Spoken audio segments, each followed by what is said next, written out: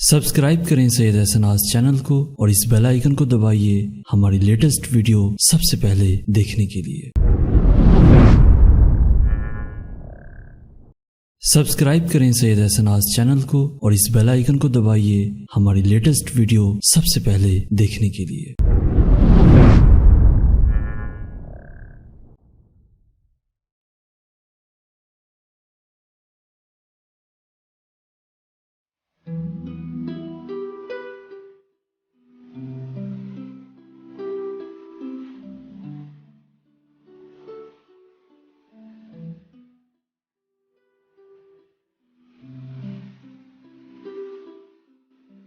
मैंने देखा उसे अजनबी से किसी एक महफिल में,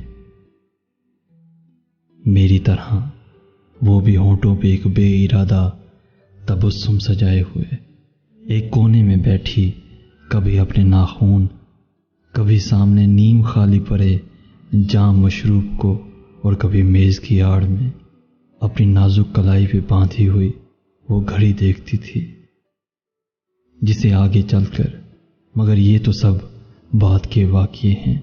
अभी तो उसे इस तकल्लुफ़ भरी अजनबी बज़्म में गालिबन मेरी मौजूदगी की खबर, मेरे होने का एहसास तक भी न था।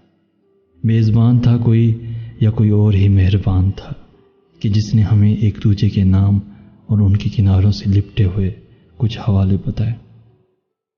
किसे ये खबर थी कि उस सरसरी से तारुफ का वो एक पल एक ऐसे ताल्लुक़ की तमहीद है जो हमारे लिए मगर ये भी सब बात की बात है। तो फिर यूं हुआ, अपनी अपनी उदासी की शालों में लिपटे हुए देर तक हम वहीं एक कोने में बैठे रहे। फिर किसी ने डिनर के लिए सबको आवाज़ दी और जहाँ तक मुझे याद पड़ता है, खाना बहुत पुरतकल्लुफ़ था और मेज़बानों के हुस्न मदारात के साथ उनके मेज़बानी का भी तर्जुमा था। मगर वो किसी और ही सोच में देर तक एक मनकश रकाबी उठाए हुए इस्तादा रही। मैंने उसके लिए मेज़ के सामने एक जगह सी बनाई और उसकी तरफ दोस्ताना तबस्सुम से देखा कि वो आगे बढ़कर रकाबी में कुछ डाल ले। उसने आदाब महफिल में लिपटी हुई मुस्कुराहट से मुझको नवाजा, मगर आगे आई नहीं। एक लम्हे को जब मेरी उसकी निगाहें मिली तो मुझे यूं लगा जैसे वो अपनी उन खुशनुमा झील सी ख्वाब आंखों में फैली उदासी छुपाते छुपाते बहुत थक चुकी हो। सब्सक्राइब करें सैयद एहसनाज़ चैनल को और इस बेल आइकन को दबाइए हमारी लेटेस्ट वीडियो सबसे पहले देखने के लिए।